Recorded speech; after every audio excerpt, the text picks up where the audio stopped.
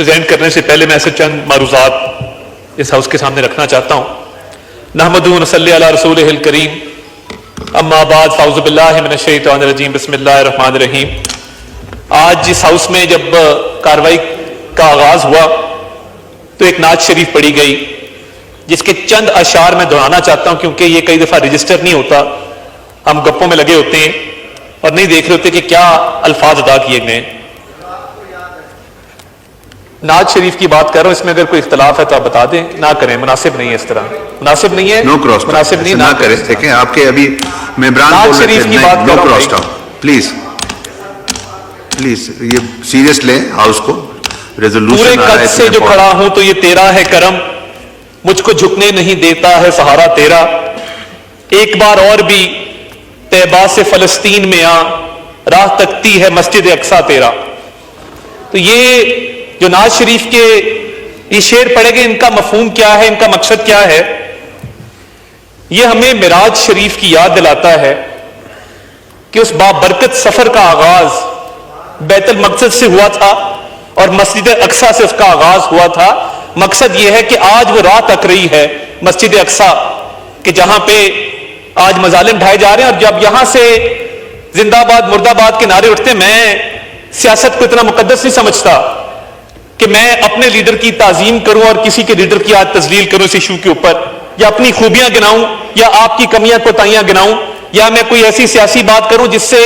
یہ فلسطین کا ایشو ڈائلیوٹ ہو۔ میں مذمت کرتا ہوں جو تقریر یہاں سے بھی کی گئی اور جو یہاں سے بھی کی گئی، جس میں سیاست سے بھرپور پوائنٹ سکورنگ کی گئی فلسطین کے ایشو پہ۔ یہ سیاست کبھی بھی اتنی مقدس نہیں تھی۔ مجھے تو اس بچے کی آہو بقا یاد آ رہی تھی جو خون میں لت پت آخری سانسیں لے رہا تھا اور کہہ رہا تھا کہ میں اوپر جاؤں گا تو میں حضور صلی اللہ علیہ وسلم کو بتاؤں گا کہ یہ امت ختم ہو چکی ہے، میرے لیے کسی نے آواز نہیں اٹھائی۔ اور میں وہ آوازیں جب میرے کان میں گونج رہی تھی تو میں سوچ رہا تھا کہ یہاں سے کیا بات کی جا رہی ہے اور یہاں سے کیا بات کی جا رہی ہے، اور ہم یہ موقع بھی، یہ مقدس ایوان کہتے ہیں، یہ مجھے بالکل مقدس نظر نہیں آیا، مجھے معاف کیجئے گا، میں اس ایشو پہ تھوڑا سا جذباتی ہوں، مگر آپ نے اس ایوان کو کہاں مقدس رہنے دیا ہے؟ اور میں یہ پورے ہاؤس کی بات کر رہا ہوں، میں اس سائڈ والوں کی بات نہیں کر رہا، نہ میں اس سائڈ والوں کی بات کر رہا ہوں، میں پورے ہاؤس کی بات کر رہا ہوں کہ کم از کم آج ہم اپنے لوکل ایشوز کو سائڈ پہ رہنے دیتے، کم از کم آج ہم اپنے جو یہ پوائنٹ سکورنگ کے ایشوز ہیں ان کو اس ایشو کے اندر نہ لے کے آتے۔ ہمارا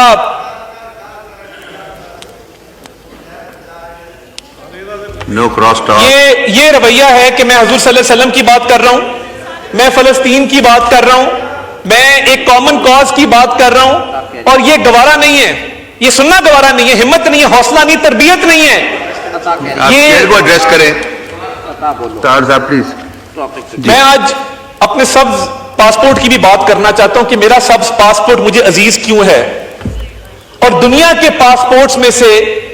اس پاسپورٹ کی منفرد حیثیت کیوں ہے، اور یہ پاسپورٹ مقدس کیوں ہے؟ کیونکہ یہ واحد پاسپورٹ ہے دنیا کا جس پہ لکھا ہے کہ یہ ہر ملک کے لیے ویلڈ ہے، صرف اسرائیل کے لیے ویلڈ نہیں ہے۔ دنیا میں کوئی ایسا ملک نہیں ہے جس کے پاسپورٹ کے اوپر یہ بات درج ہو کہ آپ دنیا میں کہیں ٹریول کر سکتے ہیں مگر آپ اسرائیل میں ٹریول نہیں کر سکتے۔ فخر ہوتا ہے کہ جب یہ سب پاسپورٹ لے کے ہم کہیں بھی دنیا میں جاتے ہیں، یہ اللہ تعالیٰ کا کرم ہے اس ملک کے اوپر کہ ہم آج بھی، آج ابھی محمد خان صاحب نے بڑی اچھی باتیں کی، قائد اعظم رحمۃ اللہ علیہ کا ذکر کیا کہ یہ وہ پالیسی آج تک جاری ہے، اور پاکستان اس پالیسی سے ادھر ادھر نہیں ہوا جس کے تحت ہم اسرائیل کو نہ مانتے ہیں نہ ریکگنائز کرتے ہیں۔ ساؤتھ افریقہ بھی ایک ملک ہے دنیا کے اندر جس نے یہ ہمت کی، جس نے یہ حوصلہ کیا کہ جینوسائیڈ کے خلاف international court of justice Hague میں وہ گیا، اور کیا دلائل دیے۔ ہم ریسرچ نہیں کرتے نا، ہم تو دیکھتے ہی نہیں ہیں۔ اور میں یہاں پہ اس ہاؤس کی طرف سے شکریہ ادا کرنا چاہتا ہوں الجزیرہ کا۔ اگر آج الجزیرہ نہ ہوتا تو نہ آپ تقریر کر رہے تھے نہ میں کر رہا تھا، ہمیں یہ نظر ہی نہ آتا کہ رفح کے اندر، خان یونس کے اندر، ویسٹ بینک کے اندر، غزہ کے اندر کیا مظالم ڈھائے جا رہے ہیں۔ ان کے صحافی شہید ہوئے، انہوں نے اپنی کوریج پہ کمپرومائز نہیں کیا، اور آج بھی اگر حق کی آواز اٹھ رہی ہے یا الجزیرہ اٹھا رہا ہے یا TRT اٹھا رہا ہے ٹرکی کا. تو یہ اپریشیٹ کرنا چاہیے, اس چیز کو دیکھنا چاہیے کہ دنیا میں کون سے ذرائع ابلاغ ہیں جنہوں نے ہمیں یہ آگاہی دی, ہمیں اس قابل کیا کہ ہم یہ سمجھ سکتے کہ وہاں پہ کیا مظالم ڈھائے جا رہے ہیں. انہوں نے بمباری نہیں دیکھی, انہوں نے نہیں دیکھا کہ کہاں پہ اسرائیل کون سے مظالم ڈھا رہا ہے. وہ فرنٹ لائنوں پہ پہنچے, اور جب پریس کی بلٹ پروف جیکٹس پہنے ان کے صحافی فرنٹ لائن سے رپورٹنگ کرتے ہیں تو پوری مسلم امہ کا وہ ضمیر جگاتے ہیں, اور وہ ہمیں آگاہی دیتے ہیں کہ یہ مظالم ڈھائے جا رہے ہیں اس مقدس دھرتی کے اوپر. پاکستان کا جو کردار رہا, پاکستان نے ساؤتھ افریقہ کی انٹرنیشنل کورٹ آف جسٹس میں بھرپور حمایت کی, اور حمایت کے ساتھ ساتھ دفتر خارجہ نے اس کیس کے حوالے سے پاکستان کی پالیسی سٹیٹمنٹ بھی دی کہ ہم اس کیس کے ساتھ ہیں. اور ہمارا موقف کیا ہے جب ہم عالمی فورمز پہ جاتے ہیں, OIC کیا اسپیشل سیشن ہو, ایکسٹرا آرڈنری سیشن ہو, سعودیہ کے اندر اسلامک کنٹریز کی کانفرنس ہو, اقوام متحدہ کی سلامتی کونسل کا اجلاس ہو, یا اقوام متحدہ کی جنرل اسمبلی کا اجلاس ہو, یا ورلڈ اکنامک فورم. میں آپ کو ایک چھوٹا سا واقعہ یاد دلانا چاہتا ہوں. جب ورلڈ اکنامک فورم کا ایک سیشن ریاض میں ہوا تو وہاں پہ ایک اور ملک کے صاحب نے وہاں پہ بات کی اور غزہ کے حوالے سے اس ایشو کو ڈائلیوٹ کرنے کی کوشش کی, جس پر پاکستان کا موقف وزیر اعظم شہباز شریف نے دیا کہ اسرائیل نسل کشی کر رہا ہے, جینوسائیڈ نمبر 1, اور جینوسائیڈ کرتے ہوئے وہ جنگی جرائم کا مرتکب ہے, وار کرائمز کمٹ کر رہا ہے. اور جب آپ وار کرائمز کمٹ کرتے ہیں اس ملک میں, اس دنیا میں, جو ہائیسٹ لیول آف کرائم ہے قانون کی کتابوں کے مطابق, انٹرنیشنل کووننٹس کے مطابق, انٹرنیشنل کنونشنز کے مطابق, وہ ہائیسٹ لیول اس کا وار کرائم ہے. تو ہمارا موقف یہ رہا کہ اسرائیل وار کرائمز بھی کمٹ کر رہا ہے, جینوسائیڈ بھی کر رہا ہے, اور جتنے عالمی قوانین ہیں وہ سب کی خلاف ورزی بھی کر رہا ہے. اور ہم کہتے ہیں کہ جو ایک انڈیپینڈنٹ اسٹیٹ اسٹیبلش ہونی تھی پری 1967 بارڈرز پہ, جس کا کیپٹل بیت المقدس ہونا تھا, ہم اس موقف کی بھرپور حمایت کرتے ہیں. اور یہ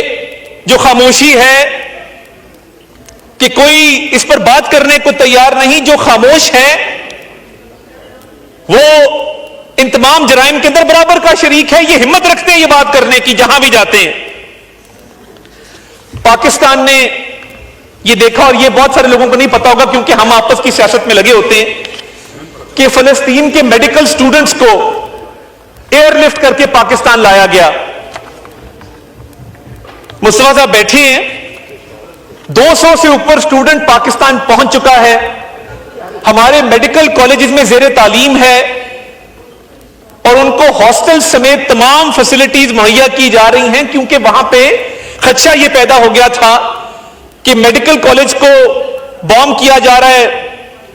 بالکل ڈسٹروائے کیا جا رہا ہے, تو کم از کم